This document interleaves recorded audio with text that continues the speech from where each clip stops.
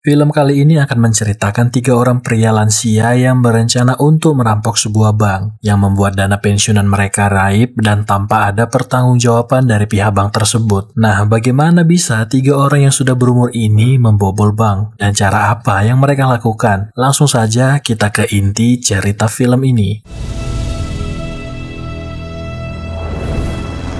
Film dibuka dengan seorang pria tua bernama Joe yang di hari itu pergi ke bank untuk mengurus masalah rumahnya yang akan disita oleh pihak bank. Dari awal dia sampai di bank ini, Joe sudah dibuat kesal oleh customer service bank. Ya gimana gak kesal? Baru saja duduk dan disuruh nunggu, sekarang si CS malah nyuruh dia ke ruangan teller. Maksudnya kenapa gak dari tadi aja? What happens with this? Oh, it's gonna light up and vibrate. The red light. We're ready for you now. Kemudian Joe pun menemui teller bank yang menyebalkan bernama Chuck. Chuck, si teller yang menyebalkan melihat data di komputernya kalau dalam beberapa minggu terakhir ini, Joe sering melakukan penarikan dari tabungannya, sehingga uang dalam tabungan miliknya kurang untuk membayarkan cicilan bulanan rumah. Alasan Joe sering melakukan penarikan tersebut dikarenakan beberapa bulan terakhir ini, tempatnya bekerja, Wensler Steel tidak membayarkan gajinya. Bahkan ketika Joe mencoba untuk menghubungi pihak kantornya, pihak finance seperti menghindar terhadap pertanyaan Joe. Dikarenakan Joe sudah tidak lagi membayarkan cicilan rumahnya, Chuck menjelaskan kalau saat ini, pihak bank menaikkan bunga pembayaran bulanan berkali lipat. Sekarang Joe mendapatkan surat peringatan pertama dari pihak bank, sebuah amplop berwarna kuning. Joe merasa kalau pihak bank melakukan kecurangan terhadap dirinya padahal dia sudah menjadi nasabah di bank ini selama 40 tahun. Ya setidaknya ada keringanan lah untuk pensiunan seperti dirinya ini. Apalagi sekarang ini setelah bercerai, putrinya dan cucunya tinggal bersama dengan dia di satu atap yang sama. Sehingga kalau rumahnya sampai disita oleh pihak bank, terus di mana nantinya mereka akan tinggal. Tapi terlihat kalau Chuck tidak bisa membantu dia, bisa dibilang sedikit tidak peduli. Bahkan dengan santainya, Chuck berkata kalau ini masih peringatan pertama, masih ada waktu untuk melunasi tagihan-tagihan sebelumnya. Not to worry, you're on the yellow notice. The red one's more weighty. Di saat yang bersamaan, para perampok datang dan menyuruh mereka semua yang ada di bank untuk angkat kaki dan tangan mereka layaknya seperti kucing. Everybody down! And hold your arms and legs in the air like a pussycat. Dan jangan ada satupun dari mereka yang mencoba untuk mengaktifkan alarm polisi ataupun mencoba menjadi pahlawan kesiangan. Begitu juga dengan Joe dan Chuck. Bedanya Joe berkata ke salah satu perampok kalau pinggangnya mulai kram. Melihat itu si perampok pun membiarkan Joe untuk duduk, dikarenakan Joe juga sudah tua. You can sit up. Hey, no, not you. Pussycat. Sembari memperbaiki posisi duduknya, Joe memberikan semua yang dia punya seperti dompet dan juga surat peringatan dari bank. Si pelaku perampokan tidak menerima apa yang diberikan Joe, lebih tepatnya bersimpati dengan Joe. Dikarenakan selama 40 tahun dia sudah menjadi nasabah di bank ini, namun perlakuan pihak bank malah menyusahkan Joe di usia tuanya. Alasan si perampok bersimpati ke Joe dikarenakan dia punya prinsip kalau adalah sebuah kewajiban budaya untuk mengurus orang yang lebih tua. It is a culture's duty to take care of its elderly. Mendengar kalimat itu, Joe yang dari awal sudah kesal dengan Chuck memanfaatkan momen ini dengan berkata kalau si Chuck tidak peduli dengan para lansia. Pussycat. Shut up. A shootout never has a happy ending. Make a pill for that.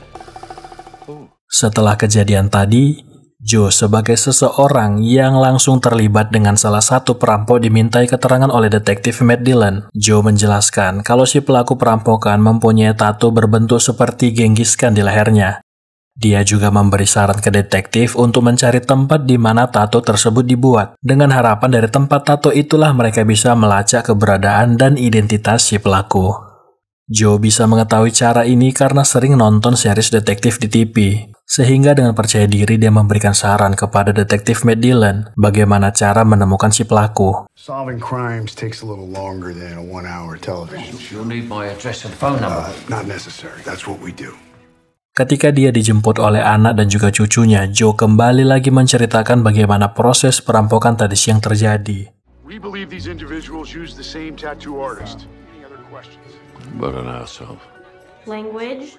Keesokan harinya Joe dan dua orang sahabatnya yaitu Willie dan Albert berada di sebuah taman untuk bertanding bingo dengan para lansia lainnya. Sebuah kegiatan olahraga yang paling aman untuk mereka para lansia. Sembari menunggu lawan mereka, Willie membaca sebuah surat kabar tentang perampokan kemarin. Para perampok berhasil mendapatkan lebih dari $1 juta atau senilai 15 miliar rupiah dari hasil perampokan ini. Milton, if I ever get that bad, shoot me. Mereka bertiga ini bekerja di perusahaan yang sama yaitu Wensler Steel. Mereka mendapatkan surat dari perusahaan mereka yang ternyata perusahaan tempat mereka bekerja telah dibeli dan akan dipindahkan ke Vietnam dikarenakan biaya operasional di Amerika yang terlalu mahal bahkan meningkat dari biasanya. Sehingga mereka bisa menggunakan tenaga orang Asia terkhususnya Vietnam yang bisa dibilang sumber daya di sana bisa digaji lebih murah dari Amerika. Mendengar itu, Joe bertanya mengenai apa yang terjadi dengan uang pensiunan mereka. Dengan berat hati, manajer berkata, kalau dana pensiunan bagi mereka yang sudah bekerja di perusahaan ini akan dihilangkan. Alasannya adalah sekarang perusahaan mereka dibeli oleh perusahaan lain dan seluruh dana pensiunan disatukan dengan dana pensiun pekerja yang baru, dengan kontrak dan peraturan baru dari perusahaan yang membeli. Ya, tentu saja mereka yang sudah bertahun-tahun bekerja di perusahaan ini marah dan tidak terima kalau jerih payah mereka bekerja selama ini hilang begitu saja. Years of hard work mean shit to you people. Namun untuk saat ini mereka tidak bisa berbuat apa-apa.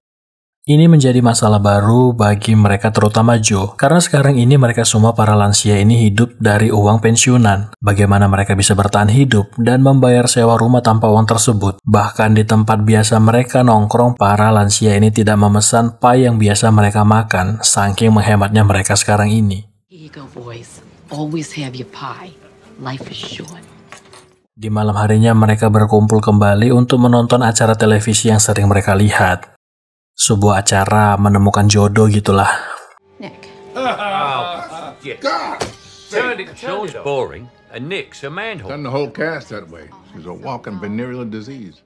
Sepulang dari apartemen William dan Albert, Joe menerima surat peringatan terakhir dari bank kalau rumahnya akan segera disita. Joe yakin kalau ini adalah ulah Chuck. Di keesokan harinya, kita akan melihat kegiatan para lansia ini. William menemui dokter untuk cuci darah, karena memang ginjalnya sudah rusak sehingga dokter menganjurkan dia untuk segera mencari pendonor ginjal untuknya.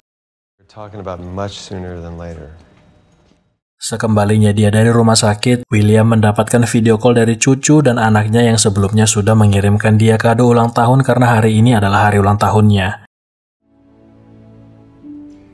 Tell your mom that her career isn't as important as seeing her family. Sementara di tempat lain, Albert yang memang seorang mantan musisi menjalani hari-harinya yang membosankan sebagai seorang pengajar les musik. Ditambah lagi dia harus mengajari seorang anak yang sebenarnya tidak punya kemampuan bermusik. Tetapi dia dipaksa oleh neneknya yang punya ketertarikan terhadap Albert. Stop this. I can't listen anymore. I want to be a dancer, like Beyonce.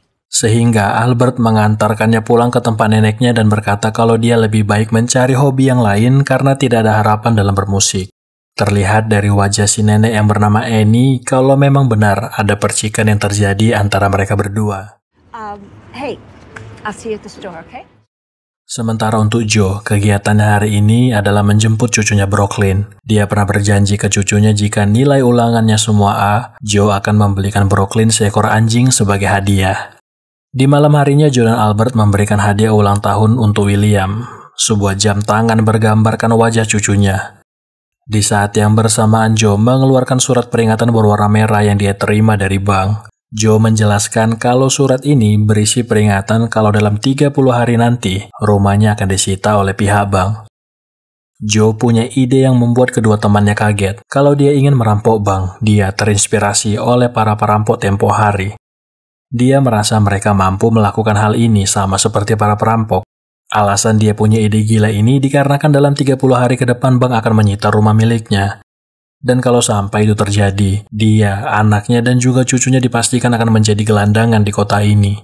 Joe mencoba meyakinkan kedua temannya kalau mereka harus melakukan perampokan ini. Toh juga para perampok sebelumnya tidak tertangkap. Tetapi William berkata, ini ide buruk. Mereka sudah tua, berbeda dengan para perampok yang masih muda. Tentu saja mereka tidak akan bisa melakukan hal ini, ditambah lagi mereka belum pernah melakukan pencurian sekalipun. Kembali lagi Joe mencoba meyakinkan kedua sahabatnya itu untuk mencoba ide gilanya ini dengan berkata, kalau uang itu nantinya bisa mereka gunakan sebagai pengganti uang pensiunan mereka yang lenyap. Mereka bisa menggunakan uang tersebut untuk biaya perobatan. Bahkan William bisa mengunjungi cucunya yang berada di tempat lain. Percakapan mereka terhenti ketika para lansia lainnya memberikan kue ulang tahun buat William.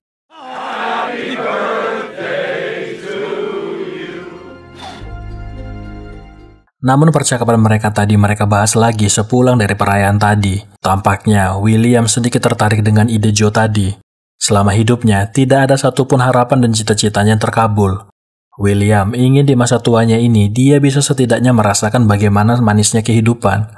Tapi tidak dengan Albert, dia bahkan mengatakan kalau Joe seorang kriminal hanya karena berpikir untuk merampok sebuah bank. Joe kembali mencoba untuk merayu Albert dengan berkata kalau William sudah ikut bergabung. Setidaknya untuk malam ini, dia memikirkan rencana ini dulu. Jangan cepat memutuskan untuk tidak ikut rencana perampokan ini. I don't need to sleep on anything. I'm not a bank robber. Neither are you or you, Willie. Keesokan harinya, mereka berencana untuk berbelanja bahan makanan. Tapi di momen inilah Joe berencana untuk mengajak Willie melakukan pencurian pertama mereka, ya lebih tepatnya melatih kemampuan mereka dalam melakukan pencurian. Joe meminta supaya Albert menunggu mereka di mobil. Karena kalau sampai dia tahu mereka akan mencuri di supermarket, pasti Albert akan melamporkan rencana mereka tersebut. I don't want to stay in the car. It's hot in here. Ketika Joe dan William mulai melancarkan aksi pencurian mereka, yang tidak mereka sadari adalah security supermarket sudah mengawasi gerak-gerik mereka. Oh, ham. So good. Sementara itu Albert yang gak mau menunggu di mobil pun memutuskan untuk masuk ke dalam supermarket yang langsung disambut oleh Annie, wanita yang punya perasaan terhadapnya. Tampaknya, Albert sedikit terganggu dengan Annie yang mencoba mendekatinya, sehingga dia berkata kalau untuk saat ini dia tidak ingin terlibat dalam hubungan asmara. Sementara itu Joe dan William yang berhasil mencuri dari supermarket dibuat kebingungan karena Albert tidak ada di mobil. Sementara di belakang security supermarket sudah mengetahui apa yang mereka lakukan dan mengejar mereka. Tidak ada pilihan lain selain kabur dari kejaran security. I've got a new getaway car. You gotta get rid of some weight. Get rid of that damn pork horn.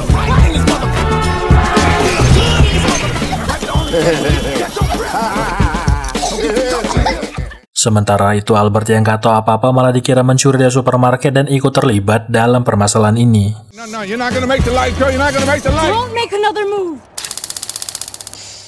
Mereka pun dibawa dan dihadapkan oleh kepala toko yang memang sedari awal sudah memperhatikan pencurian yang mereka lakukan dari kamera pengawas. Untungnya si kepala toko tidak membawa kasus ini sampai ke kepolisian dikarenakan dia sedikit mengerti kalau mereka ini para lansia dan sedang mengalami masalah keuangan.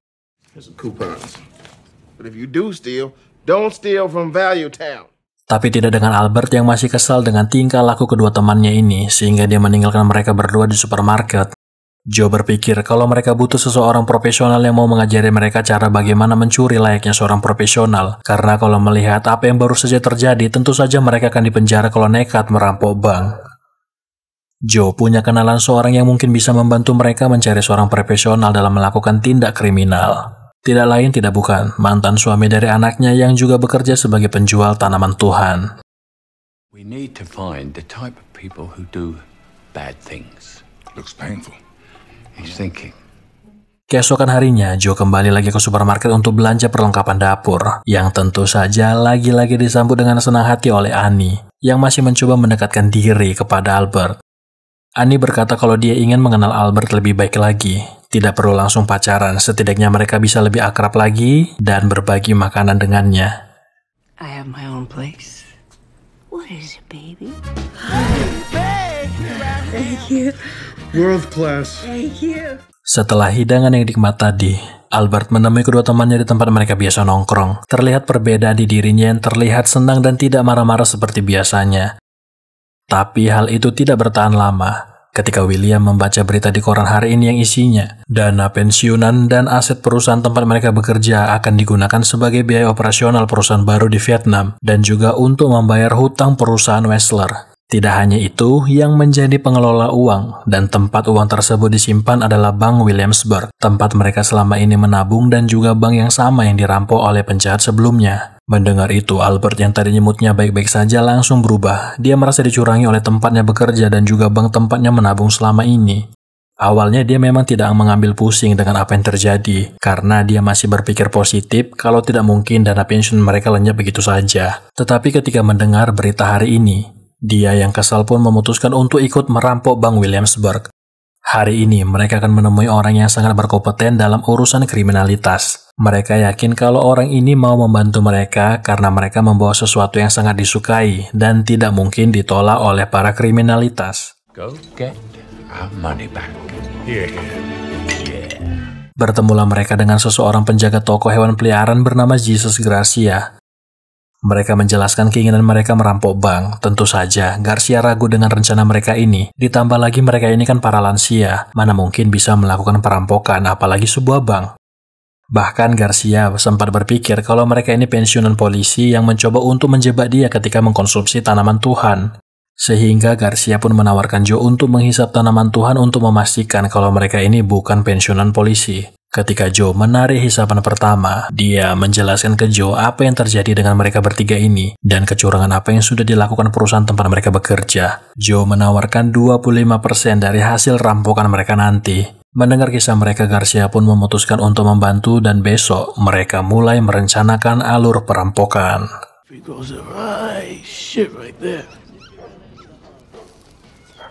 Mañana. Oh my God, look out, we got little baby junkies here. Di malam harinya, mereka bertiga berjanji kalau jumlah uang yang mereka rampok hanya senilai dengan uang pensiunan mereka dan ditambah dengan biaya kemungkinan hidup mereka beberapa tahun lagi. Dan sekiranya kalau jumlah yang mereka curi lebih dari itu, sisanya akan mereka berikan untuk yang lebih membutuhkan ataupun orang yang terdampak dari kecurangan perusahaan mereka. Keesokan harinya, mereka menunjukkan ke Garcia kalau bank yang ingin mereka rampok adalah Bank Williamsburg. Garcia yang sudah pengalaman dengan hal seperti ini menggambarkan alur rencana perampokan dan bagaimana struktur bangunan Williams Bank. Kemudian Garcia menganjurkan untuk mobil pelarian mereka lebih baik jangan yang terlalu mencolok. Lebih tepatnya kendaraan yang tidak mungkin dicurigai. One entrance, one emergency exit.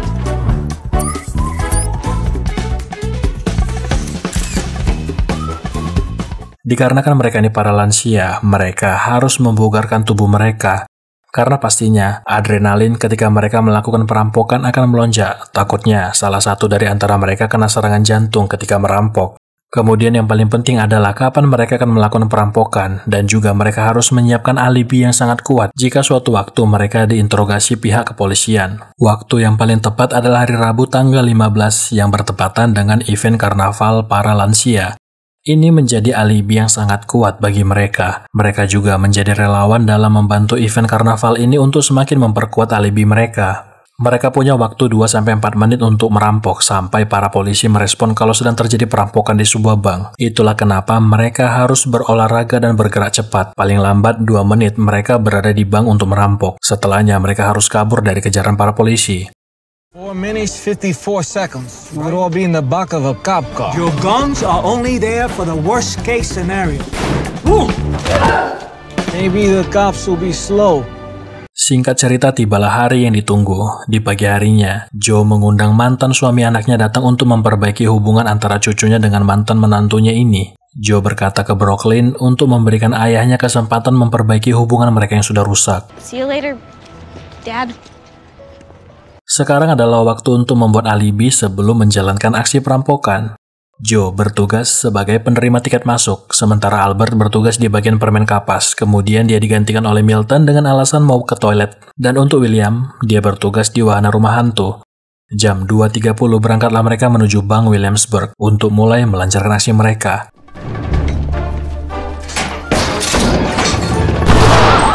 Hit the dirt, big guy! Put that gun away! Albert dari balik topengnya mengawasi semua orang yang ada di dalam bank tersebut, sembari memantau waktu mereka berada di bank. Awalnya semua berjalan lancar sampai ada sebuah celah di mana fokus William teralihkan ke seorang anak kecil yang ingin menyerahkan bonekanya. Melihat itu, dia teringat dengan cucunya, kemudian mencoba menenangkan anak kecil itu dan berkata kalau dia tidak ingin mengambil boneka miliknya. Dan di saat yang bersamaan muncul rasa sakit akibat ginjalnya yang sudah rusak. Hal ini di luar rencana mereka dan situasi pun menjadi kacau. Bahkan hampir saja anak kecil itu membuka topeng William. Dan pada kesempatan itu, si anak kecil memperhatikan jam yang dia pakai. Hal di luar rencana kembali terjadi ketika Chuck memegang pistol milik William, kemudian menembak secara membabi buta. Untungnya tidak ada yang terluka akibat peristiwa itu. Gonna bloody shoot us! A shit shot, pal! Untungnya juga mereka masih berhasil kabur dari kejaran para polisi, kemudian berpencar untuk menghilangkan jejak. Ketiga lansia ini berhasil merampok sebuah bank. Tetapi di malam harinya, William harus dilarikan ke rumah sakit terdekat untuk mendapatkan penanganan khusus. Ternyata selama ini dia merahasiakan sakitnya dari kedua temannya. Padahal kalau saja dari awal dia memberitahukan masalah transplantasi ginjal ini, mereka berdua siap untuk memberikan ginjal mereka untuk William. Sementara itu kepolisian dan FBI bekerja sama dalam menginvestigasi kasus perampokan yang terjadi untuk kedua kalinya di Bank Williamsburg. Mereka merilis video bagaimana perampokan itu terjadi dengan harapan ketika masyarakat melihat video tersebut, mereka mengetahui ciri-ciri pelaku dan melaporkan ke pihak berwajib. Dan orang yang pertama kali melaporkan adalah kepala toko swalayan yang melihat kalau cara berlari salah satu pelaku sama dengan Albert. Melihat rekaman tersebut, para kepolisian pun menjemput mereka bertiga untuk dimintai keterangan. Huh? These men are with the FBI. Mereka bertiga diinterogasi secara terpisah. Detektif pertama kali menanyakan gimana keberadaan Albert sekitar jam 2.30 sampai 3.30 sore. Albert menjelaskan apa kegiatan dia di hari itu. Di pagi hari dia sarapan bersama dengan pacarnya Annie. Kemudian pergi ke karnaval dan berada di bagian permen kapas sampai jam 2 sore. Setelahnya Milton datang untuk menggantikan dia. Kemudian dia pergi ke kamar kecil dan beralasan kalau perutnya sakit akibat kebiasaan minum minuman keras waktu dia muda. Dia berkata ke detektif kalau dari jam 2.30 sampai 3.30, dia berada di toilet selama 1 jam penuh. Kemudian setelah selesai, dia pergi kembali ke booth karaoke dengan pacarnya Annie. Padahal sebenarnya di saat itulah dia berhasil menyelinap keluar untuk merampok bank dan menghilangkan barang bukti.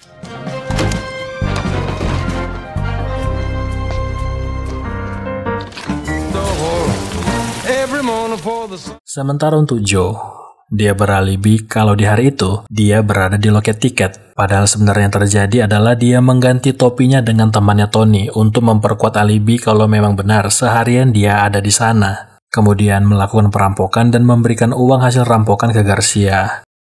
Dan untuk William, dia bersaksi kalau seharian dia berada di wahana rumah hantu. Kemudian dia mengganti kostum Frankenstein dan menyelinap keluar untuk melakukan perampokan. It was a lovely day at the carnival.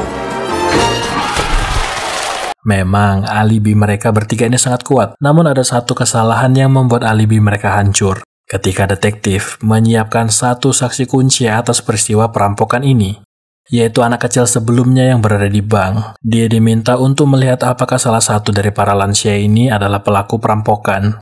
Tentu saja Joe dan Albert khawatir pasti mereka akan bakalan ketahuan karena si anak kecil ini hampir membuka topeng William, dan orang yang sempat berinteraksi dengan William adalah si anak kecil ini. Sialnya di hari itu, William memakai jam yang sama yang dilihat anak kecil sewaktu di bank.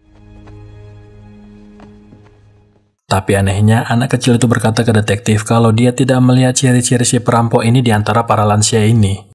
Mungkin karena sewaktu di bank, William bersikap baik ke anak kecil itu. Ditambah lagi, si anak kecil ini tahu kalau William punya cucu perempuan, jadi kurang lebih dia sedikit ngerti kalau sebenarnya William ini orang yang baik.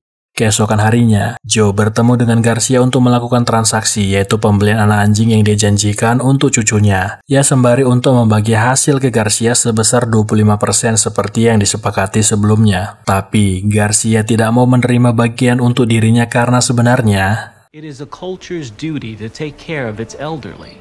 Garcia adalah pelaku yang sebelumnya merampok Bank Williamsburg. Itulah kenapa dia sangat hafal dengan struktur bangunan bank tersebut dan tato yang ada di leher kirinya sebagai pengalih perhatian. Di saat yang bersamaan detektif datang ke tempat itu, ya untuk sekedar menyapa Joe maksudnya, dikarenakan masih ada yang mengganjal di dirinya terhadap kasus ini. Disitulah dia berkenalan dengan Garcia. Joe menjelaskan kalau dia membeli anjing ini dari Garcia untuk hadiah buat cucunya. Yang sebenarnya di dalam kandang tersebutlah uang hasil rampokan itu disembunyikan. Untungnya si detektif teralihkan dengan anjing yang dibeli Joe. Oh, be careful there, he's teething. Singkat cerita, Albert mendonorkan ginjalnya untuk William, dan hasil rampokan mereka yang lebih mereka bagikan ke yang lebih membutuhkan seperti janji mereka. Setelahnya, Albert pun menikahi Annie dan cerita perampokan bank yang dilakukan oleh 3 sahabat lansia ini pun selesai. Sampai ketemu di film selanjutnya. You're lucky.